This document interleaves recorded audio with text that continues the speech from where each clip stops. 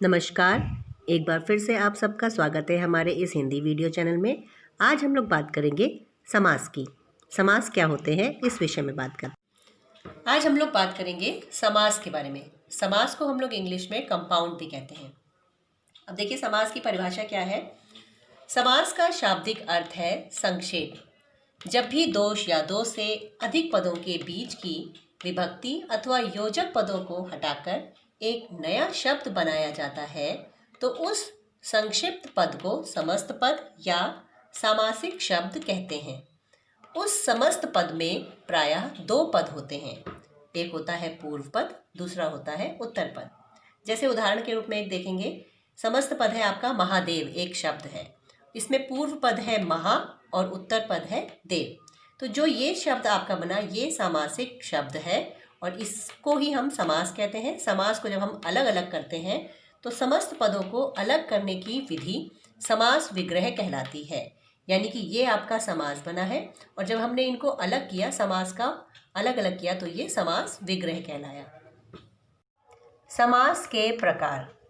समास 6 प्रकार के होते हैं। पहला है अव्ययी भाव समास, दूसरा होता है तत्पुरुष समास, तीसरा कर्मधारय समास, चौथा द्विगु समास, पांचवा द्वंद्व समास और नंबर 6 बहुब्रीहि समास।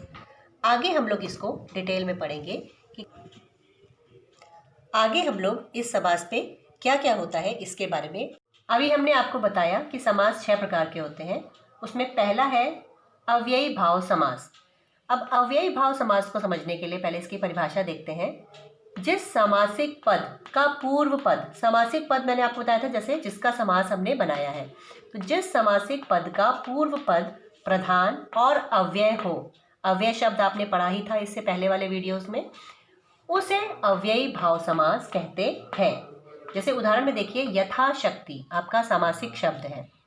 इसमें यथा प्लस शक्ति 2 शब्द बने हैं, पूर्व पद और उत्तर पद। तो पूर्व पद आपका कैसा है? अव्ययी भाव, अव्ययी समास है, ठीक है ना। तो यथा शक्ति यानी शक्ति के अनुसार, और एक शब्द आपका बना है प्रतिदिन। तो इसका अलग अलग अगर हम समास विग्रह करेंगे तो प्रति प्लस दिन, दिनों दिन, यानी कि दिनों दिन मतलब अलग अलग दिनों में, तो प्रतिदिन यानी हर रोज। तो यथाशक्ति एक अव्ययी भाव का बहुत अच्छा उदाहरण है और प्रतिदिन ये अव्ययी भाव का बहुत अच्छा उदाहरण है। अगला है द्विगु समास। जिस समास का पूर्व पद संख्यावाचक होता है उसे द्विगु समास कहते हैं। इसको पहचानना बहुत ही आसान होता है। जैसे चौराहा, 4 राहों का समूह, इसमें देखिए 4 संख्यावाचक शब्द आया है। और अगला है त्रिभुवन, 3 भुवनों का समूह, इसमें भी 3 शब्द आया है। जब कभी भी आपको ऐसा शब्द दिखाई दे कि चौराहा, त्रिभुवन, त्रिलोक, त्रिशूल, इस तरह के शब्दों से आप समझ जाओ कि पहला पद क्या है, संख्यावाचक है, तो आप समझ जाओगे कि ये द्विगु समास है। इसी क्रम में दूसरा है द्वंद्व समास। जिस समास में दोनों पद प्रधान हो तथा समास करते समय और का लोप हो जाए उसे द्वंद्व समास कहते हैं। अक्सर लोग कंफ्यूज हो जाते हैं कि द्विगु और द्वंद्व समास में क्या अंतर है। तो जिसमें और का लोप हो वो द्वंद्व समास है और जिसमें संख्यावाचक शब्द हो वो द्विगु समास होता है। अब द्वंद्व का उदाहरण देखते हैं, पाप और पुण्य। तो पाप पुण्य को करेंगे हम लोग पाप और पुण्य।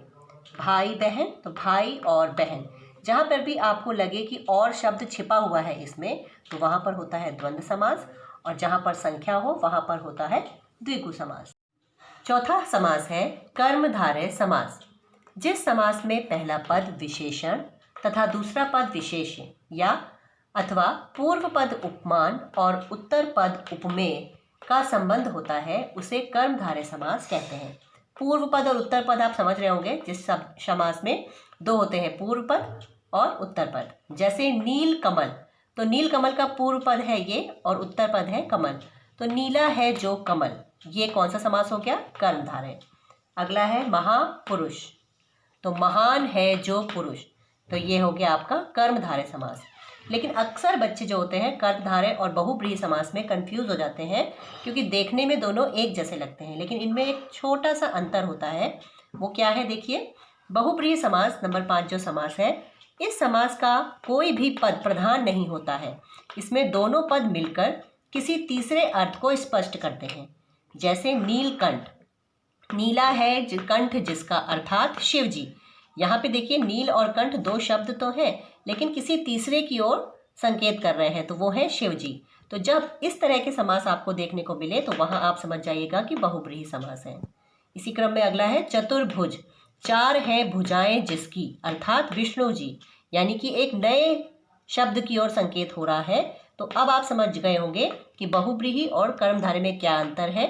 दोनों देखने में एक जैसे लगते हैं, लेकिन कर्मधारय में समास के पहले पद और दूसरे पद में विशेषण और विशेष्य का संबंध होता है, लेकिन बहुब्रीहि में दोनों पद विशेष नहीं होते, प्रधान नहीं होते हैं, लेकिन किसी तीसरे विशेष शब्द की ओर वो संकेत करते हैं। तो ये इन दोनों में एक बहुत अच्छा सा अंतर है। समास के प्रकार में आखिरी प्रकार है तत्पुरुष समास।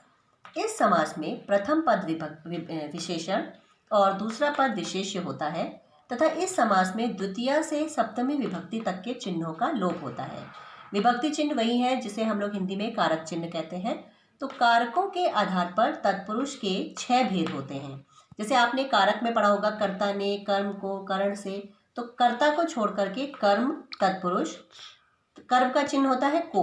तो जैसे स्वर्गगत, तो स्वर्ग को गया हुआ, इसमें आपका को चिन्ह छुपा है, तो आप समझ जाएंगे कि ये तत्पुरुष समास है। उसके बाद है करण तत्पुरुष, करण का चिन्ह होता है से, तो भयाकुल, भय से आकुल। संप्रदान तत्पुरुष जैसे विद्यालय, तो विद्या के लिए आलय, यानी विद्या के लिए एक घर। अपादान तत्पुरुष जन्मांत, जन्म से अंधा।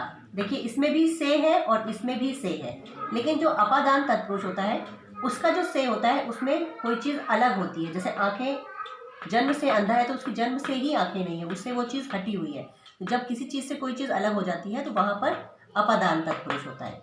संबंध तत्पुरुष राजकुमार, राजा का कुमार, इसमें का के की चिन्ह होता है संबंध का। और अधिकरण तत्पुरुष में होता है दान वीर, जैसे दान में वीर, तो इसका चिन्ह होता है में पर। ठीक है, तो ये चिन्ह इनके इसमें छिपे होते हैं शब्दों के अंदर। तो इन चिन्हों को पहचानोगे तो आप समझ जाओगे कि ये तत्पुरुष समास है। अगर आपको हमारा ये वीडियो पसंद आया हो तो प्लीज़ इसे लाइक, सब्सक्राइब और शेयर जरूर करें।